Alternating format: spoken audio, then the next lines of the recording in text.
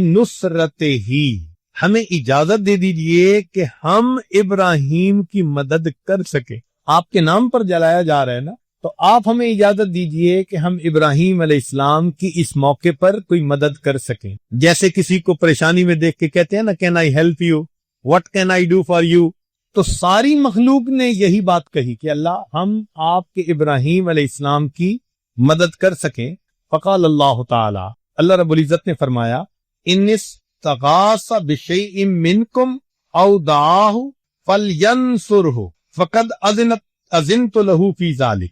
اگر میرا ابراہیم تم سے مدد مانگے یا تمہاری اس دعوت پر مدد کو قبول کرے تو تم مدد کرو، میری طرف سے تم کو اجازت ہے. وَإِن لَّمْ يَدْعُ غَيْرِي، اور اگر وہ میرے کسی غیر کو نہیں پکارتا، فَأَنَا أَعْلَمُ بِهِ وَأَنَا وَلِيُّهُ، تو میں اس کو جانتا ہوں اور میں اس کا سرپرست. سبحان اللہ. جو بندہ اللہ سے لو لگاتا ہے، اللہ رب العزت اس کے حالات کو بھی جانتے ہیں اور پھر اللہ اس بندے کے سرپرست بھی، اس کے نگہبان، اس کے نگران، اس کے سرپرست ہوتے ہیں. تو اللہ تعالیٰ فرماتے ہیں کہ میں اس کا ولی ہوں. فلما ارادوا القاءه فی النار، جب ان لوگوں نے ارادہ کر لیا کہ ابراہیم علیہ السلام کو آگ کے اندر ڈالے، اتاہ خزان الماء وهو فی الهواء، تو ابراہیم علیہ السلام ہوا میں تھے، یعنی منجنیق سے نکل کر آگ میں جانے کے لیے ابھی ہوا کے اندر ہیں. تو پانی کا فرشتہ آتا ہے جو خازن ہے پانی کا، اور وہ آ کے کہتا ہے فقالو، ان فرشتوں نے کہا یا ابراہیم ان اردت اخمدنا النار بالماء، اگر آپ چاہیں تو ہم اس آگ کو پانی سے بجھا دیتے ہیں، ابھی بارش برسا دیں گے تو یہ آگ ختم ہو جائے گی. فقال، ابراہیم علیہ السلام کا یقین دیکھیے، ایمان دیکھیے. لا حاجت لی الیکم، دنیا کے اسباب کی منفی تو اپنی جگہ، فرشتے آئے ہیں، فرشتوں کو بھی کہہ دیا مجھے آپ کی کوئی ضرورت نہیں ہے. وَأَتَاهُ الْمَلِكُ الرِّيحَ، پھر اس کے سامنے اس کے پاس ہوا کا فرشتہ آیا. فقال لو شئت طیرت النار، اگر آپ کہیں ایسی ہوا چلے کہ آگ کو ہی اڑا کے لے جائے. فقال لا، ابراہیم علیہ السلام نے فرمایا نہیں. ثم رفع رأسه الى السماء فقال، پھر اللہ رب العزت کی، پھر انہوں نے آسمان کی طرف سر اٹھایا اور یہ کہا اللہم انت الواحد فی السماء، اے اللہ تو آسمان میں اکیلا ہے، وانا الواحد فی الارض لیس احد غیری یعبدک غیری، میں زمین میں اکیلا ہوں، میرے سوا تیری عبادت کرنے والا کوئی نہیں. حسبی اللہ ونعم الوکیل، میرے لیے اللہ کافی ہے، وہی میرے لیے بہتر وکیل. اللہ اکبر. ایمان دیکھیے کیسا تھا، یقین اللہ کے وعدوں پہ کتنا تھا، بھروسہ کتنا تھا.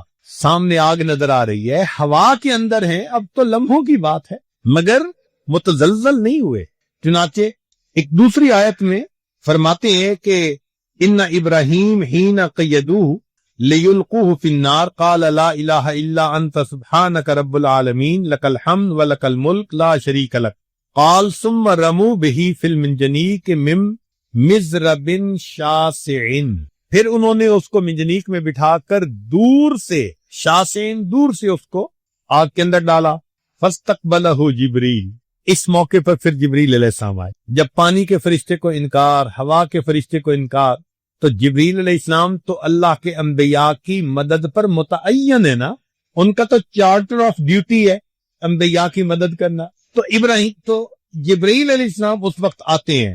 فقال، جبریل علیہ السلام نے آ کر پوچھا یا ابراہیم الک حاجہ، اے ابراہیم what can I do for you, do you need me، آپ کو میری ضرورت ہے. قال اما الیک فلا، ابراہیم علیہ السلام نے فرمایا اگر تو اپنی طرف سے آئے ہو تو کوئی ضرورت نہیں، اگر اپنی طرف سے آئے ہو تو کوئی ضرورت نہیں. فقال جبریل، جبریل علیہ السلام نے کہا فاسأل ربک، اے ابراہیم خلیل اللہ پھر اپنے رب سے سوال کیجئے.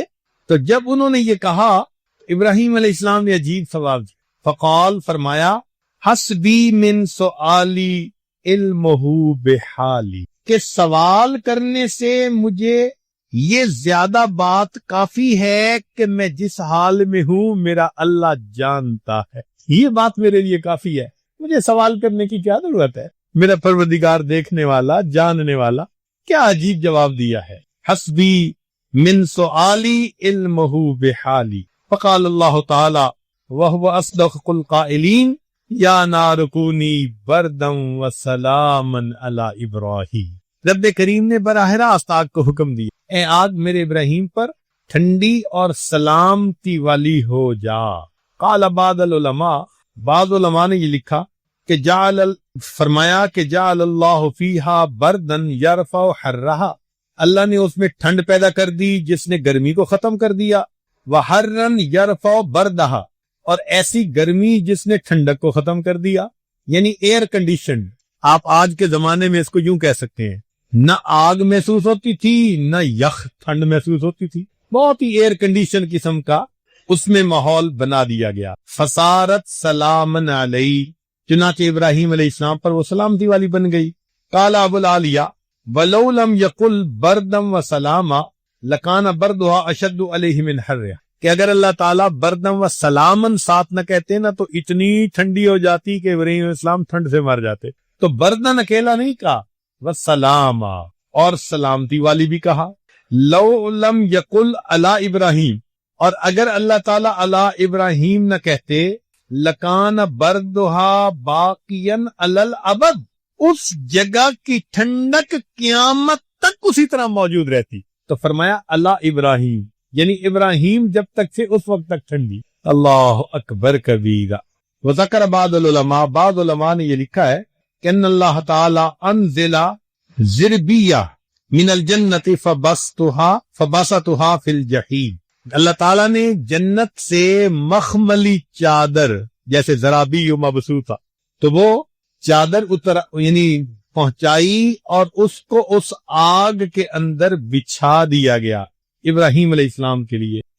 ایک عجیب بات وہ فرماتے ہیں کہ جب اللہ تعالیٰ نے فرمایا نا کہ اے آگ سلامتی والی ہو جا، تو اللہ کا یہ حکم جو تھا اس میں یا نار کہا تھا نا، عموم تھا سب کے لیے۔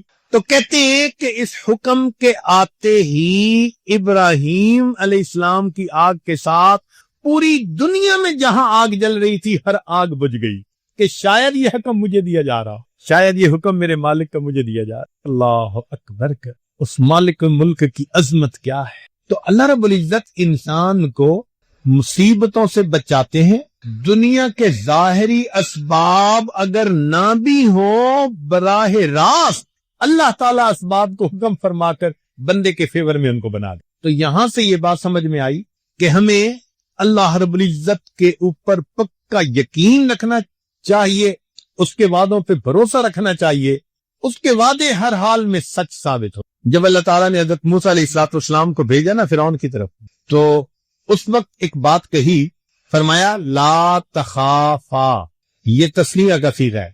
موسیٰ علیہ السلام، ہارون علیہ السلام دونوں کو حکم ہو رہا ہے کہ تم دونوں خوف نہ کھاؤ، اننی معکما، میں تم دونوں کے ساتھ ہوں، اسمع و ارا، فرعون جو بات کہے گا میں سنوں گا، جو عمل کرے گا میں دیکھوں گا، جب میں دیکھنے اور سننے والا ہوں اور تمہارے ساتھ ہوں، تمہیں گھبرانے کی کیا ضرورت۔ تو مومن کے ساتھ اللہ کا یہ وعدہ ہے کہ جو اللہ کے حکموں پر ثابت قدم رہے گا، اس کے ساتھ جو بھی پنگا لے گا اللہ اس کو دیکھے گا اور اللہ اس کو سنے گا، اور جب اللہ ساتھ ہے تو پھر پریشانی کس بات کی۔ اس لیے ایمان والوں کو اللہ رب العزت نے تسلی دے دی کہ میرے بندے اپنے دل میں پرسکون ہو جائیں، ظاہر کی آنکھ سے جو نظر آتا ہے اس پر نہ فیصلہ کریں، اللہ کے وعدوں پر۔ یہی ایمان کا تقاضا ہے۔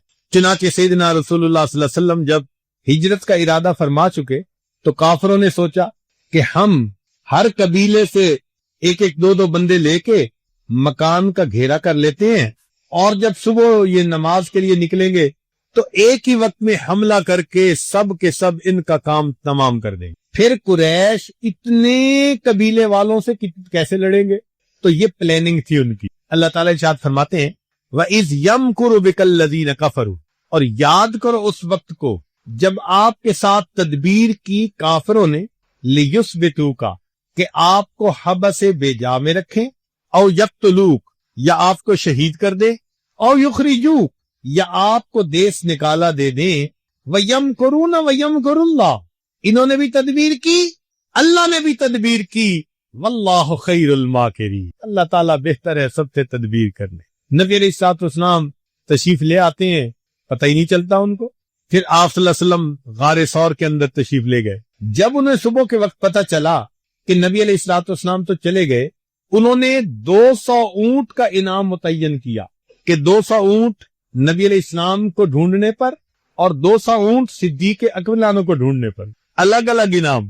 400 اونٹوں کا انعام اس زمانے میں بہت بڑا انعام۔ چنانچہ یہ بات سن کر مکے میں کوئی ایسا قبیلہ نہیں تھا، کوئی خاندان نہیں تھا، کوئی گھر نہیں تھا جس کا کہ نوجوان تلاش کرنے کے لیے پیچھے نکلنا پڑا، اور وہ جبل ثور پہ بھی پہنچ گئے، مگر اللہ رب العزت نے اپنے حبیب صلی اللہ علیہ وسلم کی حفاظت فرما دی۔ چنانچہ علماء نے لکھا ہے کہ نبی علیہ السلام کی حفاظت اللہ نے کیسے فرمائی۔ آخرہ جو ابن سعد و ابن مردوے ان ابن مصعب قال ادرکت انس بن مالک وزید بن ارقم والمغیرۃ بن شعبہ فسمعتهم يتحدثون ان النبی صلی اللہ علیہ وسلم لیلۃ الغار، کہ جب نبی علیہ الصلوۃ والسلام غار میں تھے جس رات آپ وہاں پر روپوش ہوئے، امر اللہ شجرۃ فنابتت فی وجہ النبی فساترتہ، اللہ تعالیٰ نے ایک پودے کو حکم دیا، وہ پودا اگایا اور نبی علیہ الصلوۃ والسلام کے چہرے کو ڈھانپ لیا، یعنی سامنے غار کے دروازے پر ایک پودا اگایا اللہ کے حکم سے۔ وَأَمَرَ اللَّهُ الْعَنْكَبُوتَ فَنَسَجَتْ فِي وَجْهِ النَّبِيِّ صلی اللہ علیہ وسلم فَسَتَرَتْهُ، اللہ تعالیٰ نے مکڑی کو حکم دیا، اس نے غار کے دروازے کے اوپر جالا بن دیا اور نبی علیہ الصلوۃ والسلام کو چھپا لیا۔ وَأَمَرَ اللَّهُ حَمَامَتَيْن، اور اللہ رب العزت نے کبوتروں کو حکم دیا، وحشیتین، جنگلی کبوتر، فوقفنا بفم الغار، کہ وہ غار کے دروازے کے اوپر ہی ٹھہر جائیں۔ تو جو غار کے دروازے پر وہ پودا تھا نا، وہاں 2 کبوتر وہ وہیں رک گئے۔ اب واقبلا فتیان قریش من کل بطن رجل بعصیہم واسیافہم وحراویہ، ہر گھر سے نوجوان قریش کے نکل پڑے اپنے عصا لے کر، اپنی تلواریں لے کر اور اپنے ڈنڈے لے کر، حتیٰ اذا کانوا من النبی صلی اللہ علیہ وسلم قدر 40 ذراعا، حتیٰ کہ 40 ہاتھ کا فاصلہ۔ فنزل بعضهم فنظر فی الغار، وہ تو سواریوں پر آ گئے تھے، ان میں سے ایک بندہ نیچے بھی اترا اور اس نے غار میں بھی دیکھا۔ فراجع الی اصحابہ، تو غار میں دیکھ کر اس نے جب دیکھا کہ یہاں تو مکڑی کا جالا ہے اور کبوتریاں بھی تھی، تو وہ واپس چلا گیا۔ فقالو، جو اس کے ساتھی تھے انہوں نے پوچھا، مالک لم تنظر فی الغار، کیا مسئلہ، تو نے غار کے اندر کیوں نہیں جھانک کے دیکھا؟ فقال، وہ کہنے لگا، رأیت الحمامتین بفم الغار فعرفت ان لیس فی احد، میں نے 2 کبوتریوں کو یہاں بیٹھے ہوئے دیکھا ہے، لگتا ہے کہ اس غار کے اندر کوئی نہیں، اگر کوئی ہوتا تو جنگلی کبوتر تو یہاں نہ بیٹھتے نا۔ فسمع النبی صلی اللہ علیہ وسلم ما قال، نبی علیہ السلام نے آواز سنی اس کافر کی جو باتیں کر رہا تھا۔ فعرف ان اللہ درع عنہ بہما، نبی علیہ السلام سمجھ گئے کہ اللہ تعالیٰ نے ان کو ادھر سے موڑ دیا۔ اللہ اکبر کبیرہ، اللہ رب العزت نے دکھا دیا کہ دیکھو یہ جو مکڑی کا جالا ہے نا، اس کو دنیا میں سب سے کمزور دیوار کہا جاتا ہے۔ ان اوہن البیوت لبیت العنکبوت، قرآن گواہی دے رہا ہے، بتلا دیا کہ لوگوں جب میں حفاظت کرنے پہ آتا ہوں تو سب سے کمزور دیوار اگر میں درمیان میں حائل کر دیتا ہوں، پوری دنیا کی طاقت مل کر اس دیوار کو نہیں توڑ سکتی، میں اس سے حفاظت کر کے دکھاتا۔ اللہ رب العزت کی مدد سبحان اللہ عجیب ہے، اس لیے ہم اللہ رب العزت کی احکام کے اوپر پابندی کے ساتھ عمل کرنے والے بن جائیں، جس حال میں بھی ہوں گے ہمارا پروردگار ہماری مدد فرمائے گا، اور وہ پروردگار ہمیں ہماری مصیبتوں میں سے نکالے گا۔ تو نظر کس پر رکھنی ہے؟ ایک اللہ کی ذات، ادھر ادھر سے نگاہیں ہٹا لیں، ایک اللہ رب العزت کی ذات پر اپنی نگاہوں کو جما لیں۔ ان مشکلات میں وہی ہمارے کام آئے گا، اور ان مصیبتوں سے اور اس کرب اور غم سے وہی ہمیں نجات دلائے گا۔ اللہ رب العزت قرآن مجید میں ایمان والوں کے ساتھ کچھ وعدے فرماتے ہیں، امید ہے کہ آپ گوش ہوش کے ساتھ سنیں گے، توجہ کے ساتھ اس بات کو سنیں گے کہ یہ اللہ رب العزت کے وعدے ہیں ایمان والوں کے ساتھ۔ سب سے پہلا بات اللہ تعالیٰ فرماتے ہیں واللہ اعلم باعدائکم، اللہ جانتا ہے تمہارے دشمنوں کو، ہم نہیں جانتے ہمارا دشمن کون ہے۔ ہماری نظر میں تو دوست ہو سکتا ہے، مگر دوستی کے رنگ میں کوئی دشمنی کر رہا ہو تو دلوں کی نیت کو ہم کیسے جانیں؟ اور آج کل تو حال بھی یہی ہے کہ کفر دوست بن کے دشمنی کرتا ہے، زیادہ قریب ہو کے زیادہ گہرا زخم لگانے کی کوشش کرتا ہے، اوپر سے خیر خواہی کر رہا ہوتا ہے، اندر سے جڑیں کاٹ رہا ہوتا ہے۔ چنانچہ اللہ تعالیٰ فرماتے ہیں کہ تمہیں ایمان والوں پتہ نہیں ہے کہ تمہارا کون ہے، تمہارا دشمن کون ہے۔ واللہ اعلم باعدائکم، اللہ جانتا ہے تمہارے دشمنوں کو۔ ایک بات تو یہ بتا دی، اگلی بات یہ بتائی وَلَن يَجْعَلَ اللَّهُ لِلْكَافِرِينَ عَلَى الْمُؤْمِنِينَ سَبِيلًا، اللہ تعالیٰ ہرگز کافروں کو ایمان والوں تک پہنچنے کا راستہ نہیں دے گا۔ اس کی مثال ایسے کہ جیسے کسی کے بچے کو کوئی ہاتھ لگانا چاہے، مارنا چاہے، تو باپ کہتے ہیں میاں میری لاش سے گزر کے جاؤ گے، یعنی پہلے مجھ سے نمٹو پھر میرے بچے کو ہاتھ لگاؤ۔ اس آیت کا ترجمہ ہو بہو یہی بنتا ہے کہ اللہ تعالیٰ فرماتے ہیں کہ ایمان والو جو تم تک آنا چاہے گا پہلے مجھ سے نمٹے گا پھر تم تک آئے گا، تو میں تم تک آنے ہی نہیں دوں گا۔ وَلَن يَجْعَلَ اللَّهُ لِلْكَافِرِينَ عَلَى الْمُؤْمِنِينَ سَبِيلًا۔ دیکھیں نا، ایک مرغی بچوں کو دے کے پھر رہی ہوتی ہے، بلی آ جاتی ہے، مرغی جانتی ہے کہ میں کمزور ہوں مگر مامتا ہے نا، محبت ہے، پر پھیلا کے کھڑی ہو جاتی ہے۔ پر پھیلانے کا کیا مطلب؟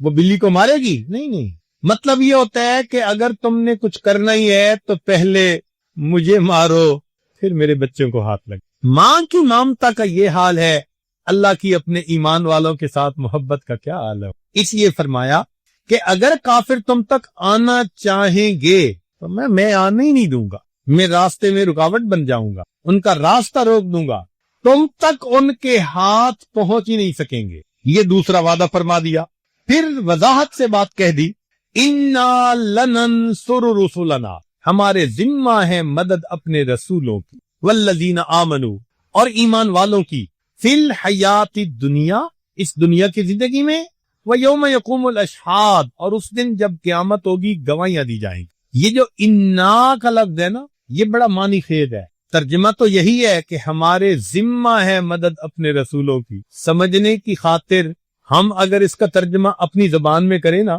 تو وہ یوں بنتا ہے ہم پر فرض ہے مدد اپنے رسولوں کی اور ایمان والوں کی۔ اللہ تعالیٰ پہ کوئی چیز فرض نہیں ہے، مگر ترجمہ جو الفاظ ہیں ان کا انداز یہی مفہوم دے رہا ہے کہ ہم پر لازم ہے مدد اپنے رسولوں کی اور ایمان والوں کی۔ اب اتنی تسلی سے اگر اللہ تعالیٰ فرما رہے ہو تو یہ کوئی دنیا کا تو وڈیرا نہیں ہے نا، جو آج وعدہ کرے گا کل الٹا کر دے گا، پھر کہے گا جی میری بات کوئی قرآن کا لفظ تھوڑا۔ یہ تو خدا کی بات ہے، یہ مالک الملک کی بات ہے۔ فرما رہے ہیں اِنَّا لَنَنصُرُ، ہمارے ذمہ ہے مدد اپنے رسول، وَالَّذِينَ آمَنُوا، اور ایمان والوں کی، فِي الْحَيَاةِ الدُّنْيَا وَيَوْمَ يَقُومُ الْأَشْهَادُ، دنیا کی زندگی میں اور اس دن جب گواہیاں قائم ہوں گی قیامت کے دن بھی۔ چنانچہ اللہ رب العزت ایمان والوں کی مدد فرما۔ جنگ یرموک میں ایک موقع ایسا آیا کہ ایمان والے بہت تھوڑے تھے تعداد میں اور نصارہ بہت زیادہ تھے۔ مورخین نے لکھا ہے کہ جیسے سفید گھوڑے کے جسم پہ چھوٹا سا کالا داغ ہوتا ہے، سفیدی کی طرح دشمن تھے اور چھوٹے کالے داغ کی طرح مسلمانوں کی تعداد تھی۔ یہ تھے کوئی چند ہزار، 5-7 ہزار، اور وہ تھے کئی لاکھ کی تعداد میں، اور مقابلہ تھا۔ اس موقع پر جو وہاں امیر لشکر تھے انہوں نے حضرت عمر رضی اللہ عنہ کو خط لکھا کہ ہم بہت تھوڑے، کچھ کمک بھیج دیجیے۔ تو عمر رضی اللہ تعالیٰ عنہ نے اس کے جواب میں ایک خط لکھا اور نبی علیہ السلام کی صحبت کا حق ادا کر دی۔ خط میں کیا لکھا؟ فرمایا قد جاءنی کتابکم، تمہارا مکتوب مجھے ملا ہے، تستمدوننی، جس میں تم نے مجھ سے مدد طلب کی ہے، وَإِنِّي أَدُلُّكُمْ عَلَى مَنْ هُوَ أَعَزُّ نَصْرًا وَأَحْسَنُ جُنْدًا، اور میں تمہیں اس ذات کے بارے میں بتاتا ہوں، اس کا پتہ دیتا ہوں کہ جو سب سے زیادہ غالب آنے والی ذات ہے اور سب سے بہترین لشکر رکھنے والی ذات ہے. اللہ عز و جل، وہ اللہ رب العزت کی ذات ہے. فاستنصروہ، تم اللہ سے مدد مانگو. فإن محمدًا صلی اللہ علیہ وسلم قد نصر فی یوم بدر فی اقل من عدتکم، اور نبی علیہ الصلوۃ والسلام میدان بدر میں تھوڑے تھے مگر اللہ نے ان کی مدد فرمائی، لہذا تم اسی اللہ پر نظر رکھو. فإذا جاءکم کتابی، جب یہ میرا مکتوب تم تک پہنچے، ھذا فقاتلوہم ولا تراجعونی، ٹوٹ کر ان پر حملہ کر دو اور پھر میری طرف مراجعت نہ کرو. حضرت عمر لانو کا خط پہنچنا تھا، ایمان والوں نے اگلے دن قدم اٹھا گیا اور اللہ کی ایسی مدد آئی کہ اللہ نے جنگ یرموک میں کامیاب فرما دی. اللہ کی مدد آپ غور کیجئے کیسے. عمر لانو جانتے تھے کہ قلت اور کثرت کا مسئلہ نہیں ہے، معاملہ ہے اللہ کی مدد کا. جس پلڑے میں اللہ کی مدد کا وزن اتر آتا ہے وہ پلڑا ساری کائنات سے بھاری ہو جائے. انہوں نے سبق دکھا دیا. آج ہمیں بھی یہی سبق سیکھنے کی ضرورت ہے کہ ہم ایسے نیک بنے کہ اللہ رب العزت کی مدد ہمارے ساتھ آ جائے. مدد آ گئی پھر خیر ہے، سینکڑوں سال کے مشاہدے غلط ثابت ہو جائیں گے، بڑی بڑی سپر پاور کو اللہ تعالیٰ آنکھوں کے سامنے صفر پاور بنا دیں گے. یہ ایمان بڑی مضبوط چیز ہے. چنانچہ صحابہ رضی اللہ عنہم پر بھی ایک ایسا موقع آیا، ہوا یہ کہ قریش مکہ نے یہ سوچا کہ یہ چھوٹی سی جماعت ہے، ہم سب مل کے جاتے ہیں اور جا کے ان کا قصہ تمام کر دیتے ہیں.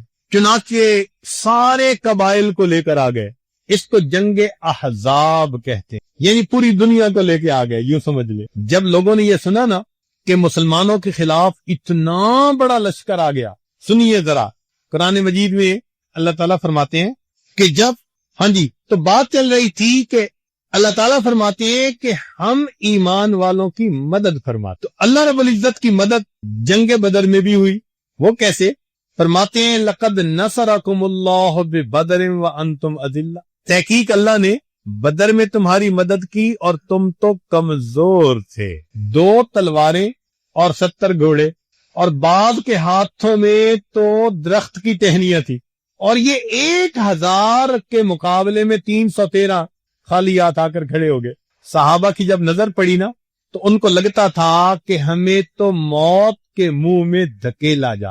اللہ تعالیٰ قرآن مجید میں گواہی دیتے ہیں کما اخرجک ربک من بیتک بالحق وان فریقا من المؤمنین لکارہون یجادلونک فی الحق بعدما تبین کانما یساقون الی الموت وہم ینظرون. صحابہ کو یوں لگ رہا تھا کہ ہمیں موت کے منہ میں دھکیلا جا رہا ہے اور آنکھوں سے ہم دیکھ رہے ہیں، موت نظر آ رہی تھی. اب سوچیے اس وقت کیا حال ہوتا ہے. لیکن اس وقت اللہ کے پیارے حبیب صلی اللہ علیہ وسلم نے اللہ رب العزت سے مدد مانگی. آپ نے قلت اور کثرت کو نہیں دیکھا، آپ نے اسباب پر نظر نہیں دوڑائی کہ وہ لوہے میں ڈوبے ہوئے ہیں، زریں پہنی ہوئی ہیں، خود پہنے ہوئے ہیں، تلواریں ہاتھ میں ہیں، نیزے ہیں، گرز ہیں. اللہ کے نبی نے اللہ کی مدد پر نظر رکھی. چنانچہ وہ جو رات بدر کی تھی نا، اس میں نبی علیہ الصلوۃ والسلام نے اللہ کے سامنے تہجد کے بعد دعا مانگی. حضرت ابو بکر صدیق لانو وہ آپ صلی اللہ علیہ وسلم کے خیمے کے باہر